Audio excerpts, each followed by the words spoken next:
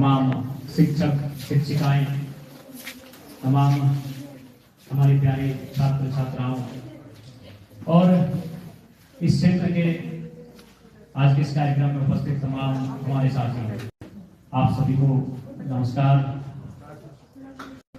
आज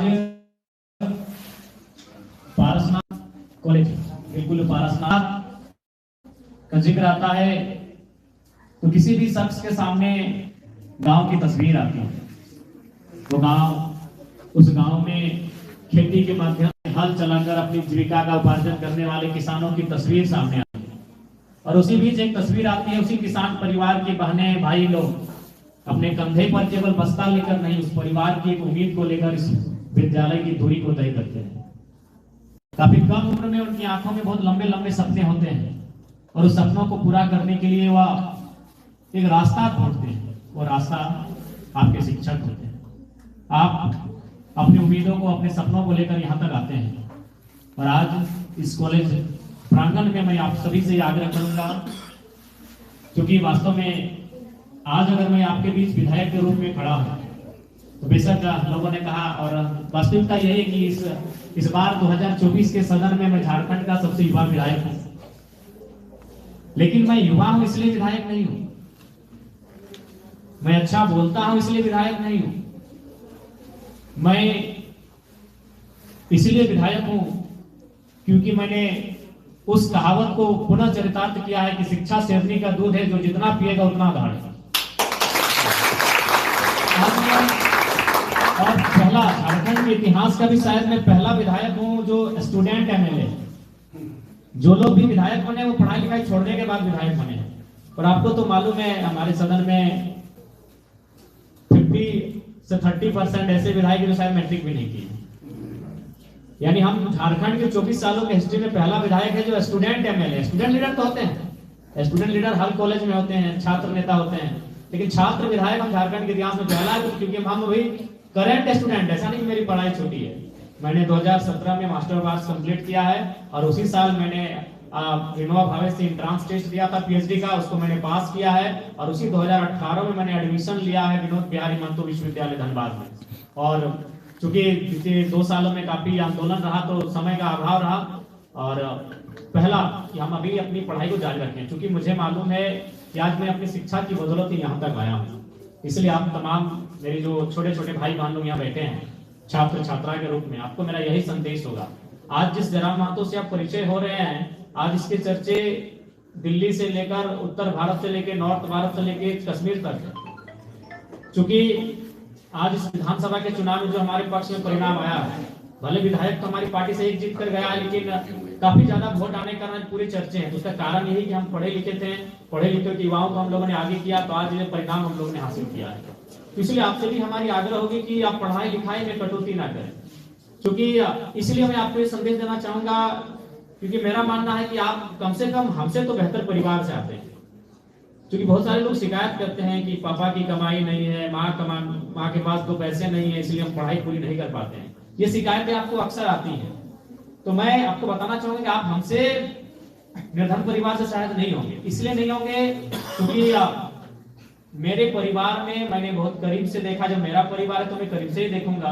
मेरे परिवार में 20 साल ऐसा बीता है जहां कोई पुरुष मुखिया नहीं, यानी उस परिवार में आप कह सकते हैं मर्द नहीं। मेरे चाचा थे लेकिन दोनों आंखों से अंधे थे, तो घर को चलाने वाले हो नहीं सकते। यानी मेरे परिवार में मेरे जन्म के बाद से जब तक हम लोग बड़े नहीं हो गए तब तक मेरी माँ ने इस परिवार को संभाला।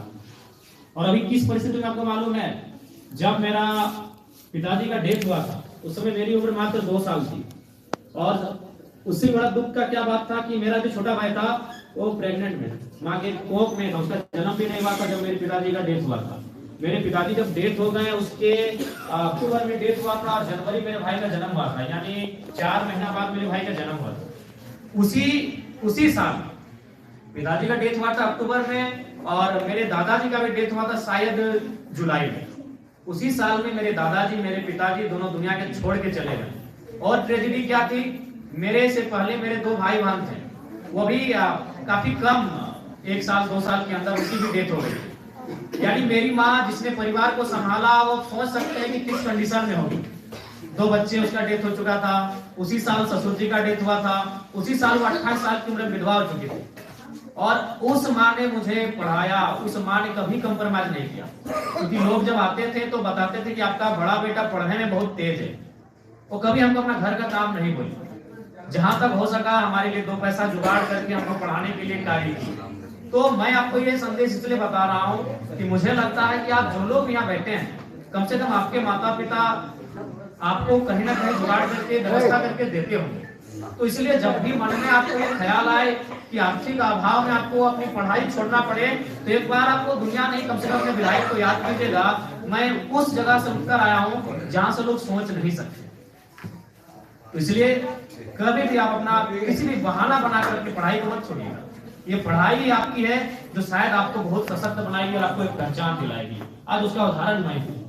इसलिए आपसे, और जहां तक एक विधायक होने के नाते मेरा आपको सहयोग करने की बात है, तो मैंने शुरू में कहा है कि आज कल ही मैं उपायुक्त महोदय से मिला, उससे 2 दिन पहले मैं उपायुक्त महोदय बोकारो से भी मिला, और उनसे मैंने फंडों के बारे में जाना कि कौन से फंड विधायक यूज कर सकते हैं। 3 फंड और 4 फंड के बारे में उन्होंने बताया। तो 4 फंड तो इस्तेमाल होंगे ही होंगे। मैं आज आपको विश्वास दिला के जाता हूँ, एक 5वां फंड होगा जो विधायक को आज के डेट में कोई भी अगर स्कूल के टीचर है तो उनकी एक सैलरी होती है, कोई अगर पुलिस है तो उनकी सैलरी होती है, तो विधायक की भी सैलरी होती है। मैं वो अपनी सैलरी भी 75% आप लोगों के बीच रख देता हूँ।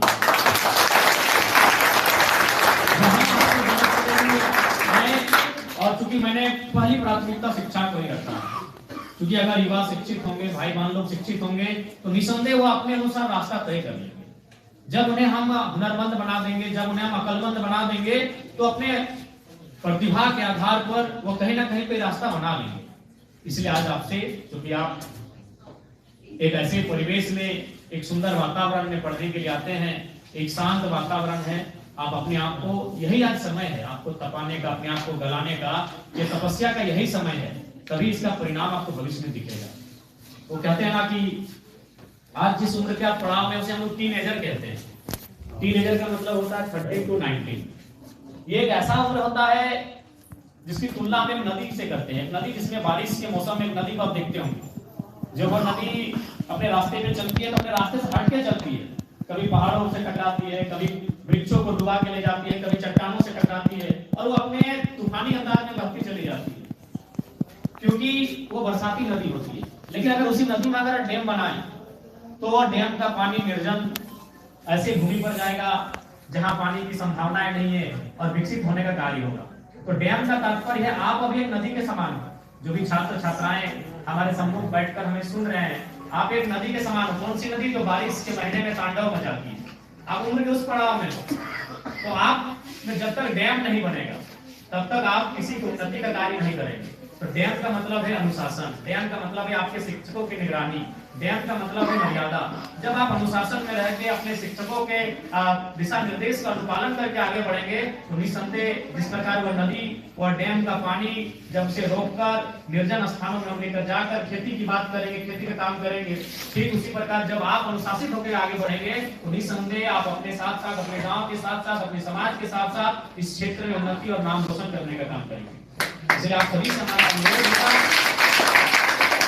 होगा, भोजन में कटौती कर लीजिएगा, अपने पहनाव में कटौती कर लीजिएगा, लेकिन अपनी शिक्षा को लेकर कभी कटौती मत कीजिएगा, उसमें कभी कंप्रोमाइज मत कीजिएगा। मैं आपसे यही आग्रह करना चाहता हूँ, आपको मैं यही संदेश देना चाहता हूँ। समय का अभाव है, और चूंकि इसके बाद भी 2-3 कॉलेज में हमारा आज कार्यक्रम है, एक विधायक के नाते जो भी आप हमसे अपेक्षाएं रखेंगे, आप निश्चिंत रहें, क्योंकि आपने कहा कि हम लोग युवा हैं, तो युवा दौड़ने वाले हैं, भागने वाले हैं, तो अपनी अपेक्षा आपने जो रखा है, उस अपेक्षा से ऊपर उठकर हम आपका सहयोग करेंगे। आज इस कार्यक्रम में उपस्थित तमाम इस कॉलेज परिवार के टीचिंग नॉन टीचिंग, इस कॉलेज परिवार के तमाम स्टूडेंट्स, तमाम इस कॉलेज के अभिभावक जो आज सुनने के लिए आए हैं, उनके अलावा उपस्थित जो भी इस क्षेत्र के लोग हैं, उन सभी को हमारा यही संदेश रहेगा कि डुमरी एक ऐसा क्षेत्र है जो सुदूर ग्रामीण क्षेत्र है, जहाँ के लोग कृषि से अपना जीवन यापन करते हैं, अतः आज इस क्षेत्र में एक बेहतर एजुकेशन हब के रूप में हम लोग तब्दील करते हैं, ताकि यहाँ के बच्चों को हजारीबाग और इधर धनबाद नहीं, डुमरी में ही उसी तर्ज की शिक्षा प्राप्त हो। हम ये प्रयास सभी को आपके उज्जवल भविष्य की बहुत बहुत शुभकामनाएं। आपका भविष्य बहुत बेहतर हो, उसके लिए आज आपको संकल्प लेकर उस दिशा में बढ़ने की आवश्यकता है। पुनः सभी को धन्यवाद।